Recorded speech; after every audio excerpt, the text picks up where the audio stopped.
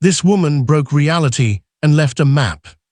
Behind introduction, her name was Helena Petrovna Blavatsky. To most, it sounds like something out of a forgotten century, dusty, historical, harmless. But I want you to erase that thought right now, because if you knew what she truly discovered, you'd understand why. Her name still sends chills down the walls of secret societies, and why her teachings were never meant to reach people like you, not because you're unworthy, but because once you understand what she found, you'll never see this world the same way again, and that is dangerous. You see, Blavatsky didn't write books to be admired, she didn't speak to be followed, she wasn't trying to convince anyone, she was building something else entirely, a coded map, not a map made of places. Map made of thresholds. She left behind a system for slipping between realities, for breaking out of the illusion you've called life, your entire existence, and entering the places they told you were unreachable, imaginary, or insane, and she did it without dying. No near-death experience, no fantasy, no fiction. She crossed over consciously and came back with information no one was supposed to possess. Now, I need you to listen closely, because this isn't a story, it's not a theory, it's a warning, and more importantly, it's a key. If you stay with me until the end of this audiobook, something will change in you. Maybe not loud, maybe not all at once, but something inside you, something that has waited lifetimes, will wake up, and when it does, you'll feel it, the tension in the air, the edges of your world bending, the sense that this place was never all there was. So here's your chance. You can turn this off, pretend this is entertainment, go back to scrolling and forgetting. Or you can walk forward into the silence, into the unknown, into the crack she opened, where the walls between worlds begin to thin. This woman broke reality, and if you listen, you might just find the place where it broke and the way through. Let's begin. The Invisible Fracture. Chapter 1, The Invisible Fracture. This is where the illusion begins to crack. You've been told that reality is solid, that it's stable, measurable, and explainable. That's what you see is what it is. But what if that's not true? What if this entire life, your thoughts, your name, your history, what if all of it was just the surface? A paper-thin veil, stretched over something infinitely more vast and infinitely more real. Helena Blavatsky didn't wonder, she didn't speculate, she knew, and not because someone told her, but because she broke the veil herself. She found the crack, she stepped through it, and what she saw didn't fit any of our stories. She called it the invisible fracture, not because it was hidden, but because it was ignored, because most people aren't trained to look for it. They're trained to look away. Think about it. You've felt it before, the sensation that the world isn't quite what it seems, that time bends when no one's looking, that space isn't as fixed as we think, that your dreams are more than dreams, that déjà vu is more than a glitch, that maybe you've been here before, and maybe, just maybe, this world, I'm not the only one. Blavatsky knew that feeling wasn't random, it was a memory, a leak in the illusion. And if you followed it far enough, you'd find the first truth no one wants to admit. This world is not the most real one, it's just the one you've been taught to believe in the longest. She taught that existence is made of 7 planes, not 1, 7 layers, each is more subtle, more intelligent, more alive than the one beneath it. And where do we live? The lowest one, the most dense, the most frozen, not because we're cursed, but because we're asleep, because we've been conditioned since birth to forget. Forget that we've crossed these planes before, forget that we chose to come here, forget that somewhere inside of us a part still remembers how to get out, and here's where it begins. The first key, the one she left behind, it isn't a chant, it's not a ritual. It's not even a belief, it's emptiness. The first portal she wrote is not made of light, it is made of silence, but not the kind of silence you think. Not peace, not calm, something more terrifying. She called it the great Emptying, you see your thoughts, they are anchors. Every thought you have ties you to this plane.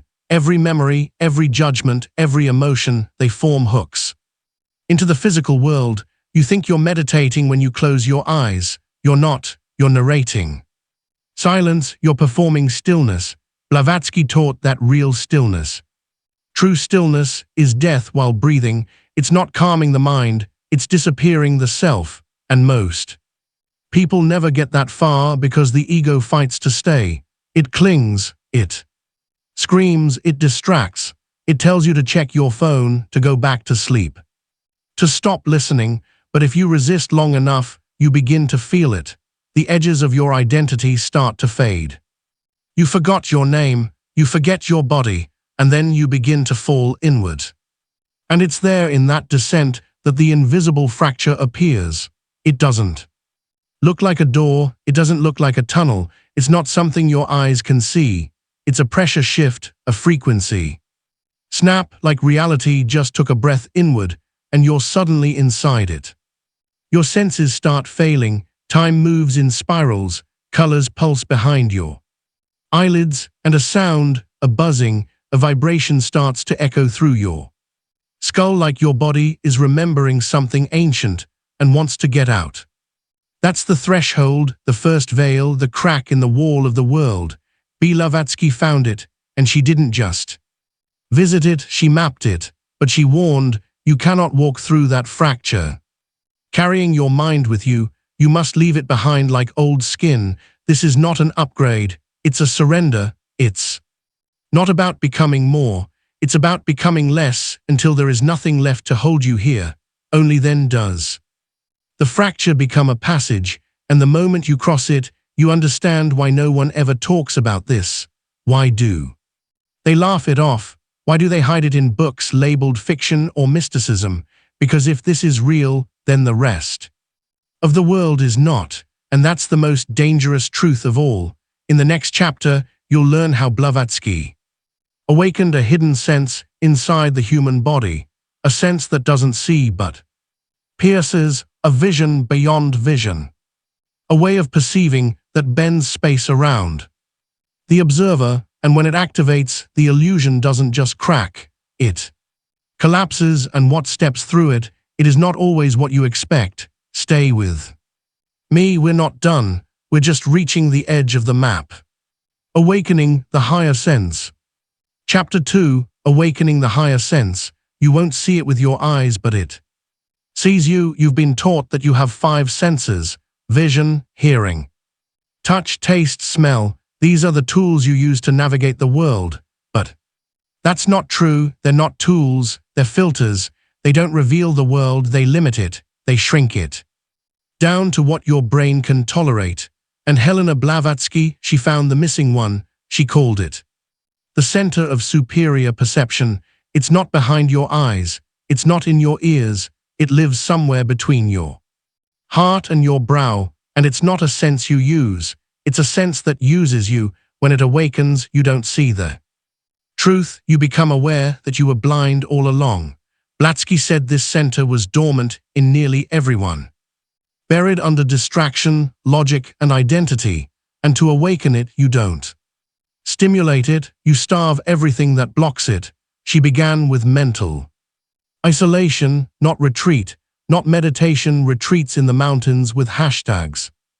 I'm talking about something brutal, silence of identity, no names, no roles, no mirrors, no voices, no language. She removed everything that reflected self, until only the observer remained. Then came the symbols. She didn't decorate her world with them, she activated them. Symbols of the spiral, the eye, the flame, not as drawings, but as energetic devices, codes embedded with frequency. To her, a symbol wasn't art. It was a living instrument that changed your internal resonance just by contemplating it. You don't understand these symbols, you let them rewrite you, and then the sound words, not meant to be translated.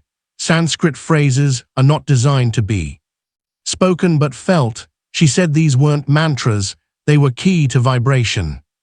When you pronounce them with perfect rhythm, something inside you responds. A place you didn't even know existed starts to vibrate, your body becomes a tuning fork, your breath a portal, your mind a doorway made of sound, and then it happens, something shifts, it begins. Quietly, a subtle pressure behind the brow, a soft trembling through the chest, then a buzzing not in the ears, but in the soul. The world begins to blur, not like you're losing vision, but like you're seeing too much at once. Objects shimmer, edges soften, time hiccups, you blink and feel like the room just moved without you, not metaphorically, literally. Space bends. Walls breathe, silhouettes pulse where there's nothing, and you realize it's not the world changing, it's your receiver that just unlocked a hidden frequency. You didn't pierce the veil. You matched it. This is the higher sense, a perception that doesn't rely on the eyes but still sees. It doesn't use ears, but her thoughts are unspoken. It doesn't require logic because it understands through resonance. Blavatsky warned, when this center awakens, the physical world begins to tremble, not because it is weak, but because it has been exposed. You don't just gain sight, you lose protection, because now the illusion knows you see it and it see you back. This sense isn't for comfort, it's for crossing. It's the organ that detects doors between dimensions, not by finding them, but by remembering where you left them lifetimes ago. And once it activates, you'll begin to feel something terrifying and beautiful all at once. This world is no longer stable. See time folding around people. You'll feel other versions of yourself walking beside you. You'll start to sense intelligence in empty rooms. And sometimes you'll look into someone's eyes and see something looking back that isn't entirely them. That's when you know you're not imagining, you're perceiving. In the next chapter, Blavatsky will do what almost no mystic dared to do. She will break her own reflection. She'll dismantle identity so violently, so completely, that even her own face began to feel like a costume. She called it the breaking of the mirror because until you destroy the illusion of self, you'll never be free from the illusion of reality. Keep listening. The map is unfolding and you're getting closer to the place where the veil doesn't just tremble, it tears. Breaking the inner mirror. Chapter 3, Breaking the Inner Mirror. Before you can leave this world, you have to question the one who's living in it. Every person walked through life carrying a mirror, not the kind made of glass, but the kind made of beliefs.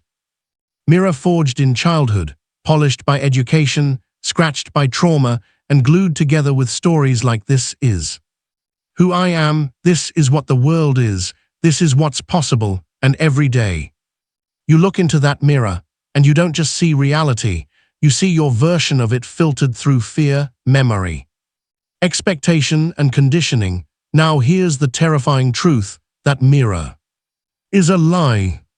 Helena Blavatsky called it the reflective illusion. She said the mind doesn't show you what's real, it shows you what you've been programmed to accept. And so long as that mirror remains intact, you will never, and she meant never, see what lies beyond it. Not other dimensions, not higher planes, not your true self, because the first illusion isn't the world, it's you. So she did something most feared to even imagine. She smashed it. You must doubt everything she wrote, until nothing remains but the one who watches the doubt. That was her method. Radical doubt, spiritual demolition, not a belief, not worship, but total merciless self-inquiry. She questioned her name, her body, her history, her memories, every identity she carried. She shattered. Was this pain mine? Was this love real? Was this fear taught to me? Or did I inherit it from 1,000 lives I no longer remember? She tore through each answer until there were no more answers, only silence. And in that silence the mirror cracked. This isn't meditation, this is war, not against the world, man, but against everything inside you that pretends to be you. And let me be clear, this is not for the faint of heart, because when the mirror begins to break, the world doesn't just look different. You no longer recognize yourself in it. You forget your preferences. you question your motives. You start to see yourself as a stranger in your own skin. It's disorienting. It's dizzying, and it's exactly where the door appears. Blavatsky called it the grieta, the fracture. It doesn't open while you're holding on to identity. It opens when you let go of the one who's trying to see it. Because until the mirror is broken, all you'll see is yourself reflected back from a reality you unconsciously created. This is why the teachings are hidden, not because they're evil, not because they're forbidden, but because most people are still in love with their reflection. They want to transcend, but only if they get to take their name with them. They want to awaken, but only if they can stay comfortable. But awakening isn't comfort, it's a collapse. And when the mirror collapses, something ancient begins to stir. Blavatsky wrote in a forgotten page, never published, a note found buried among her personal journals. The first time I crossed, I didn't recognize myself. I was me and not me. My form was light but also shadow. What I saw cannot be described, but what I felt was this: I am finally awake. That line was never meant for publication. It was a personal record. The kind you write when you've seen something so true, so unfiltered.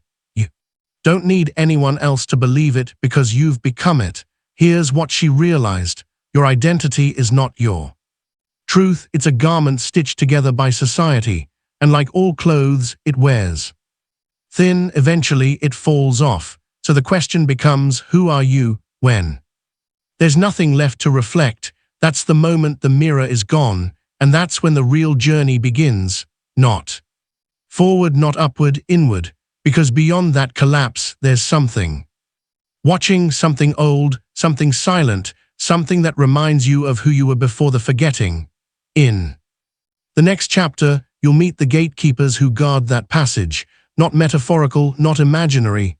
Blavatsky called them the guardians of the threshold. They're not here to punish, they're not here to guide, they're here to test if what remains of you, it is strong enough to pass, and what they show you will break the final illusions. Get ready, because after the mirror shatters, you're not just looking at the truth is looking back. The Guardians of the Threshold. Chapter 4, The Guardians of the Threshold. Some doors don't open with force, some open when you disappear.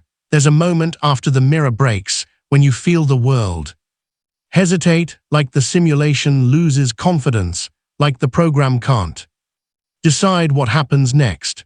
And for a split second, you can feel the breath of something ancient rising through the floor of your mind. This is the edge, the place between who you were and what you're about to become. But here's the truth: Blavatsky never sugarcoated. You don't get to cross freely, you have to be let through, and those who decide, they aren't what you think. She called them the guardians of the threshold, not angels, not demons, not light or dark, but forces, intelligences, ancient gatekeepers that exist between dimensions at the seam of consciousness and chaos. Their job isn't to guide. Their job is to measure, not your worth, not your fault, but your frequency. Because energy doesn't lie, and when you stand before them, they don't listen to what you say, they read what you are. Some call them terrifying. Some say they appear in forms too complex for the mind to decode. Others say they don't appear at all. They become the room, the atmosphere, the weight in your chest. But one thing is always true: if you carry fear, they will devour it. If you carry pride, they will tear it apart. If you carry nothing with, they will step aside. Blavatsky warned that arrogance was suicide.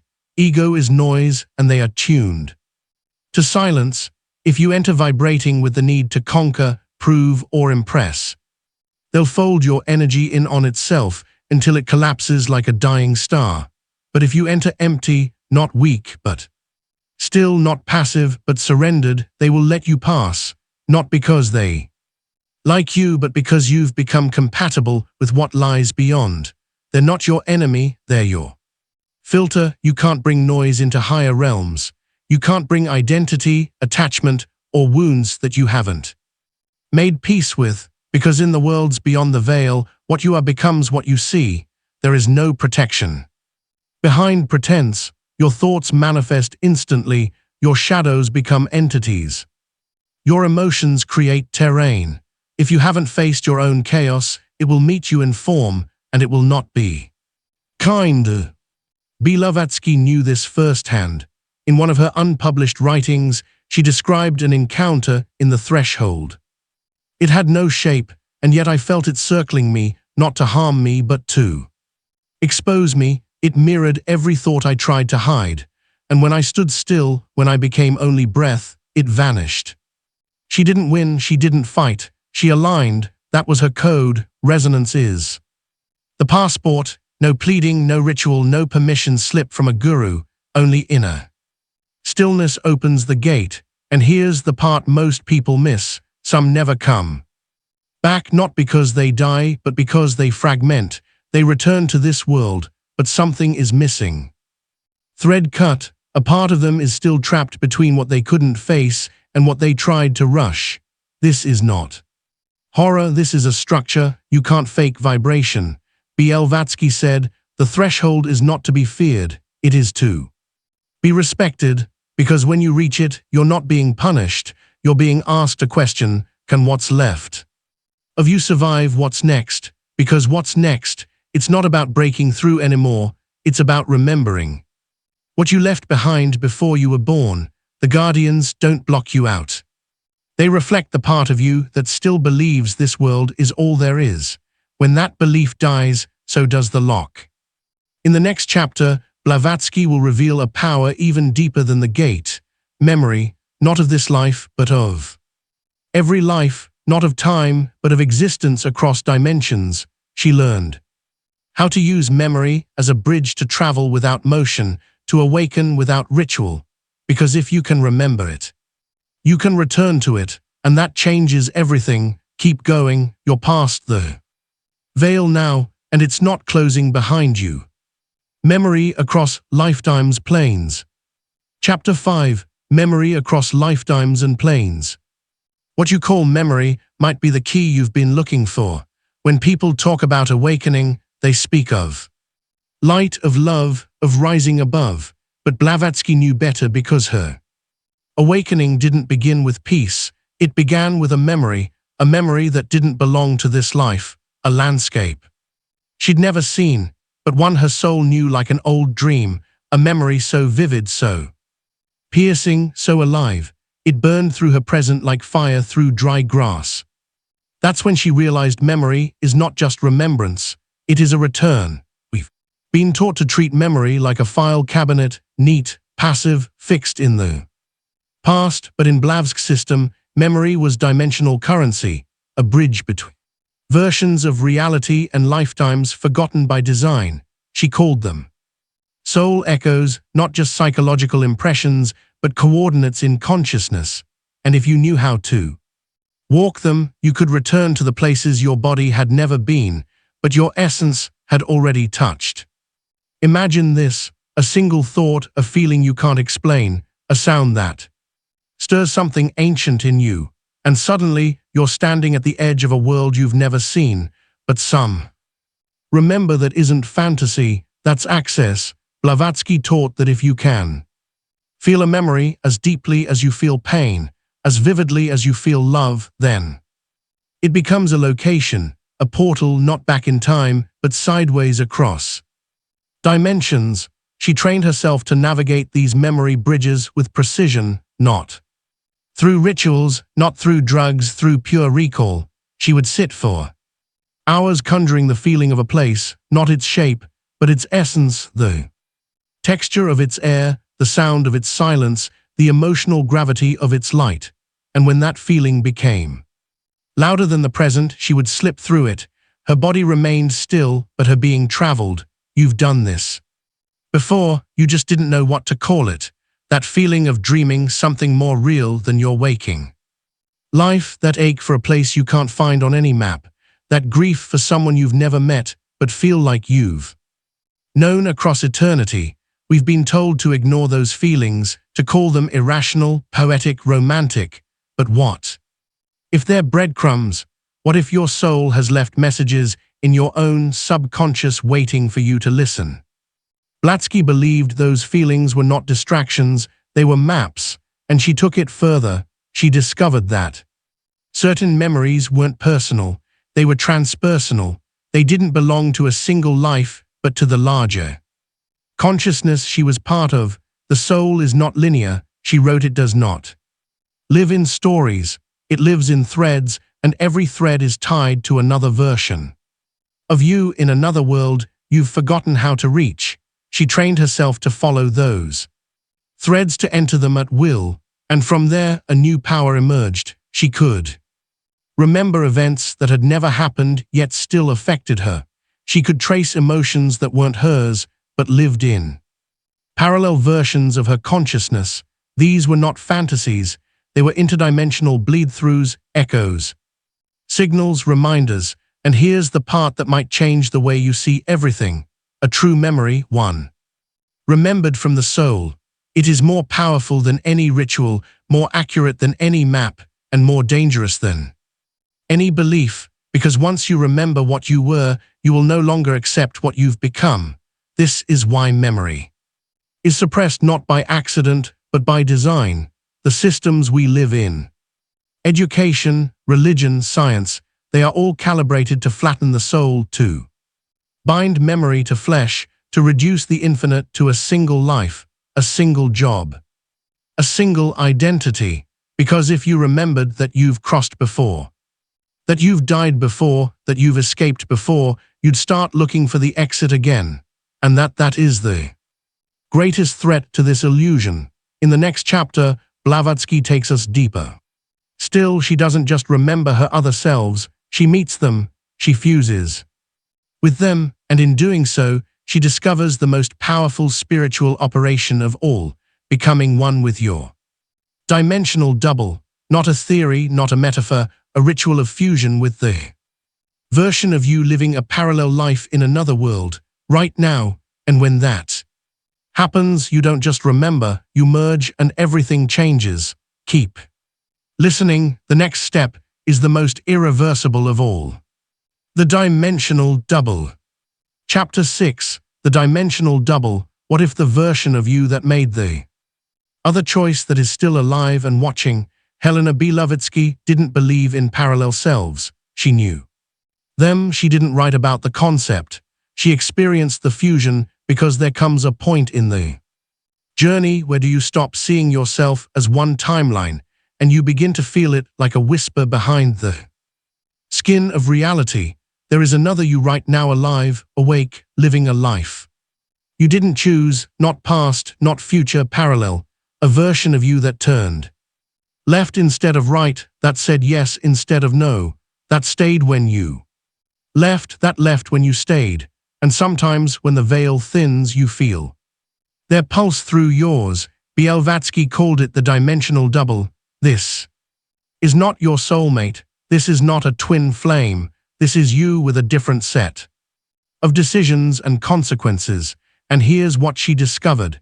If the soul is nonlinear, then all your choices echo outward, spawning realities you can't see, but still affects you. And your double are connected through what she called the fractal field of identity, a thread made not of light, but of vibration. And when those vibrations align, you don't just feel each other. You can meet. The ritual she developed for fusion was not poetic, it was surgical. It wasn't about feeling mystical, it was about burning away every fragment of ego that couldn't survive the merge. 33 days, that's how long she would isolate. No lights, no words, no technology, no human contact. No identity stimulation of any kind, because the first requirement was to strip down until the I was no longer dominant. Then came the breath, not just inhaling and exhaling, but breathing the pattern of the double. She developed a system of rhythmic breathing guided by mental geometry, a mathematical pattern she believed aligned with your nervous system, with the parallel self's emotional code. When that alignment was precise, she'd sit before a black mirror, not for vanity, not for scrying. This mirror was obsidian polished into smooth darkness, placed in a room with no corners, because she said corners anchor consciousness, and in this space you had to become unanchored, then the gaze staring not at herself, but through herself. And here's where it begins to sound impossible, unless you felt it, she said at some point, and the reflection changed. It blinked differently, it breathed out of rhythm, it smiled when she didn't. It wasn't mimicry, it was something else, something that saw her. That's when the fusion began. This wasn't possession, it wasn't madness, it was convergence, like two rivers rejoining their source, like meeting your own ghost in the dark and realizing they are just as scared of you. The fusion was emotional, sensory, physical, psychic. She would feel memories that weren't hers, but somehow we were. A kiss from someone she had never met, the grief of a child she never lost, scars in the soul from lives she didn't live, and yet they felt real because they were hers in the life of the double, and the price disorientation blurring between who is who, dreams that bleed into waking life, phantom emotions, grief for things you never had because your other self did. This is what she called the aftershock. You begin to question whether your thoughts are yours, whether your memories are singular, whether your path is only yours, because when you merge with your double, you inherit not just their wisdom but their wounds. But the reward was profound, because once the fusion stabilizes, you gain access to decision points, moments in your current life that begin to bend under your perception. You begin to see the crossroads before they arrive. You begin to sense which path fractures you further and which one brings convergence. You gain the ability to adjust timelines from the inside out, not with force, but with resonance. This is what Blavatsky called the expansion of free will, because now you are no longer just acting from the logic of this self. You are operating from multiple points of knowing, and something miraculous happens. You stop fearing regret. You stop chasing the right choice. You begin to play the game from outside the board. You've fused with the one who made other choices, and now you're writing new ones across the multiverse. In the final chapters, Blavatsky will speak of the most mysterious place she ever visited. Liminal zone between all realities, a place where time collapses, space folds, and the self dissolves into pure perception. She called it the Grey Fringe, and it is the last place you pass before becoming something entirely new. But be warned, many have entered that zone and never returned whole, because when you see too much, sometimes you can't go back, not because the door is closed, but because you no longer fit in the world you left. The Grey Fringe. Chapter 7, The Grey Fringe. This is the place between worlds where the illusion dies and nothing replaces it. There's a moment in the journey when you're no longer in this world, but you haven't fully crossed into the next. You're in between, no longer who you were, but not yet who you're becoming. Helena Blavatsky called it the Grey Fringe, not a dimension, not a portal, not a place you visit. It's a zone of suspension, a passage made of pressure, silence, and perceptual collapse. Corridor between planes, and the truth is, you've probably been there briefly. In dreams, during trauma, in moments when time shattered and the air felt wrong. Blavatsky described it as an elegant kind of hell, not because it was torment, but because it was emptiness with no identity, no sun, no darkness. Just perpetual twilight, where the trees grow upside down, the sky doesn't move, and the structures you seem familiar but slightly off. She said, it's the place where your inner world leaks outward, where thought becomes space and fear becomes visible, because in the Grey Fringe, you don't project onto reality, you live inside your projection. There is no map here, no rules, no language. Only one thing matters, your anchor, because if you don't have something that pulls you back, you may not return, and you'll wander there not dead, but forgotten by reality. Blavatsky learned this the hard way. She wrote that in her first crossing, she almost lost herself. Her thoughts began speaking to her in foreign voices. She saw reflections of herself moving without her, and worse. She encountered what she called echoes. These were not people, not beings, but fragments, broken pieces of travelers who never finished their journey.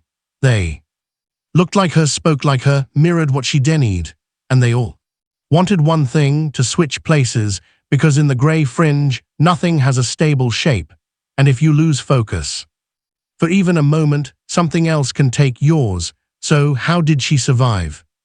She found her anchor, but it wasn't an object, it wasn't a mantra, it was an emotion, sacred rage, not hate, not revenge, but the burning refusal to forget herself.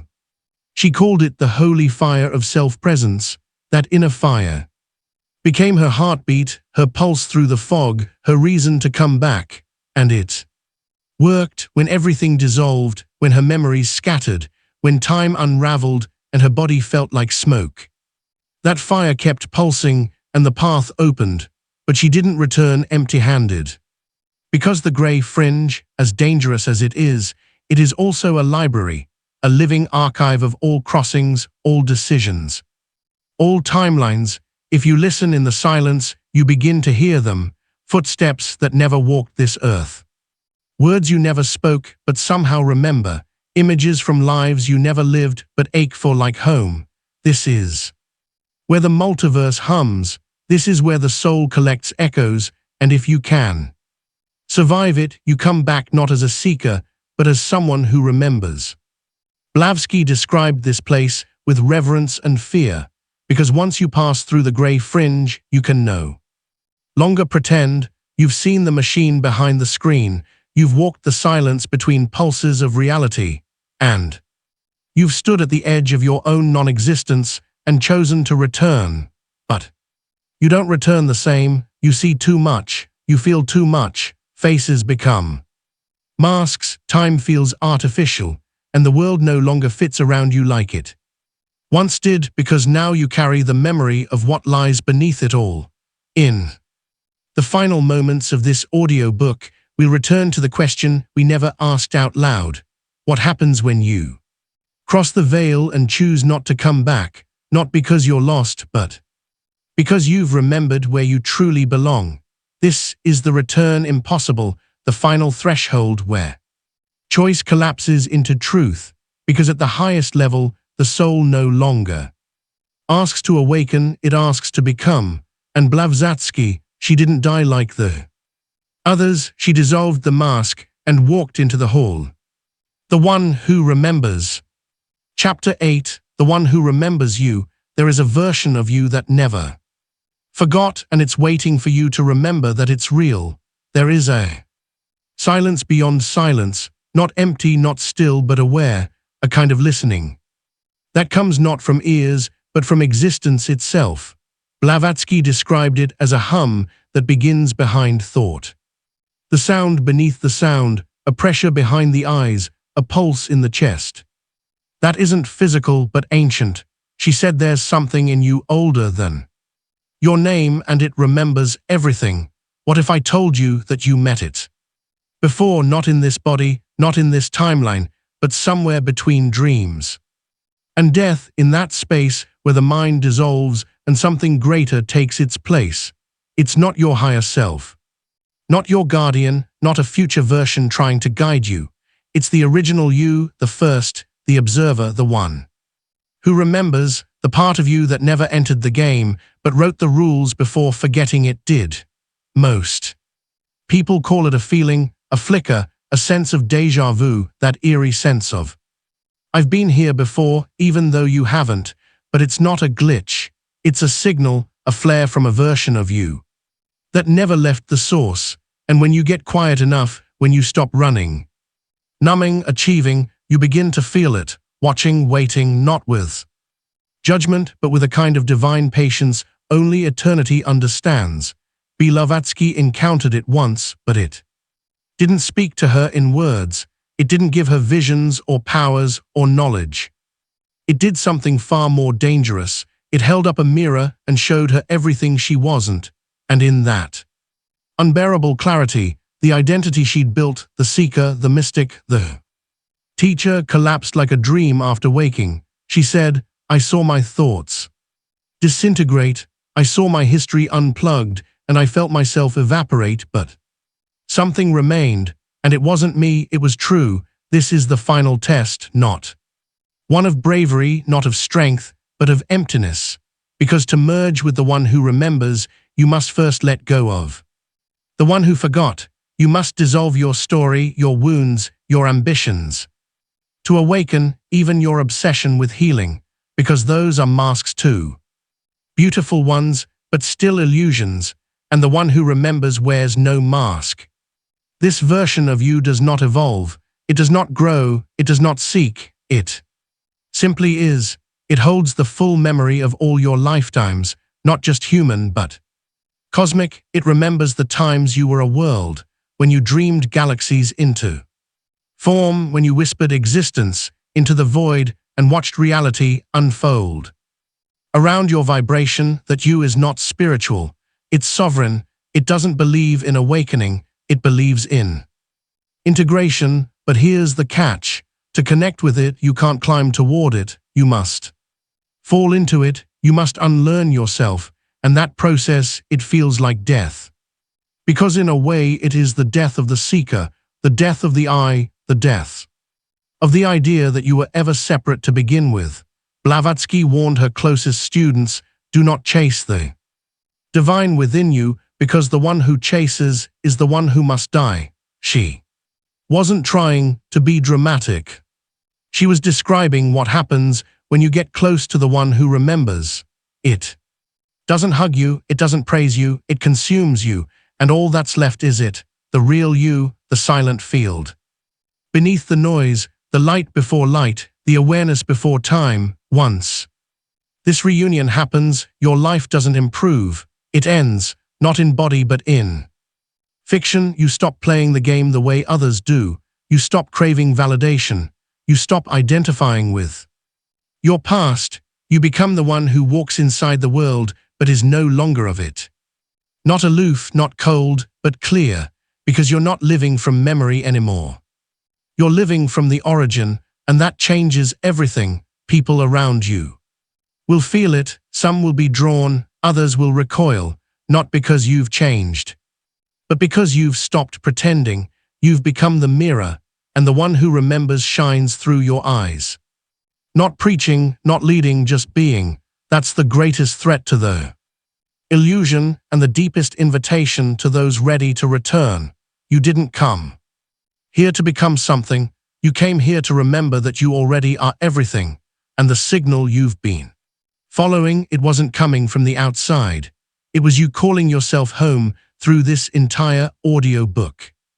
This wasn't a story, this was the sound of your own awakening, and now you're almost back. One more step, one more breath, and the one who remembers will no longer be a voice inside you. It will be you, and without forgetting again, forgetting. Conclusion. Conclusion, the return impossible. You came looking for answers, but what you found was the end of who you thought you were. Some journeys take you far, some journeys take you deep, but the rarest ones take you to the place where returning is no longer an option. Where the soul, after tasting something real, refuses to wear the mask ever again. Helena Blavatsky called this the return impossible, not because the body can't come back, not because the eyes can't reopen, but because once your consciousness crosses that final veil, there's nothing left to return to. You've outgrown the script and the self who lived it. It is now a ghost in your memory. This is not enlightenment, this is dissolution, it's not transcendence. As people like to imagine it, all golden light and bliss, it's terrifying, it's holy, it's irreversible, because this is where time ends, where language collapses, where the identity you defended for decades shatters like a cocoon, revealing that there was never anyone inside it. Only awareness, only witness, only you, before the name, before the trauma, before the veil. Blavatsky wrote in a private notebook sealed by symbols no one could translate, I did not die, I crossed, and the body I left behind was simply excess, she described what she saw on the other side as not light, not darkness, but the absence of duality altogether.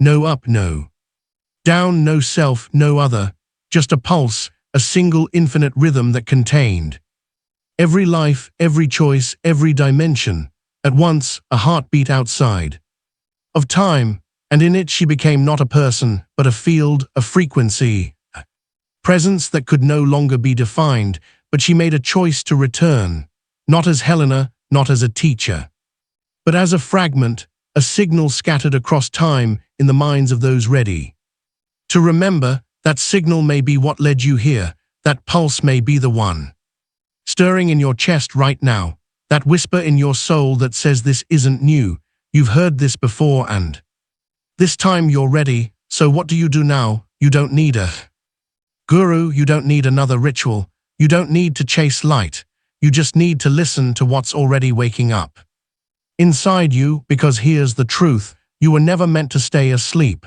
and you were never meant to stay here. This reality was a layer, a classroom, a mask, but now the map is in your hands. The fractures are visible and the mirror is gone. You're not being asked to believe, you're being called to. Remember to walk forward, to cross. Blavatsky once wrote in the margin of a torn page, I am the one who remembers, I am the one who dares, I am the one who crosses. Maybe that's you, maybe you've been carrying the map all along. And this audio book wasn't the message, maybe it was the trigger, and now the choice is yours. Do you turn back or do you take the final step into the version of you who never forgot what you truly are? You've reached the end of the story, but stories are illusions. This was never about stories, this was about awakening, this was about you, and now you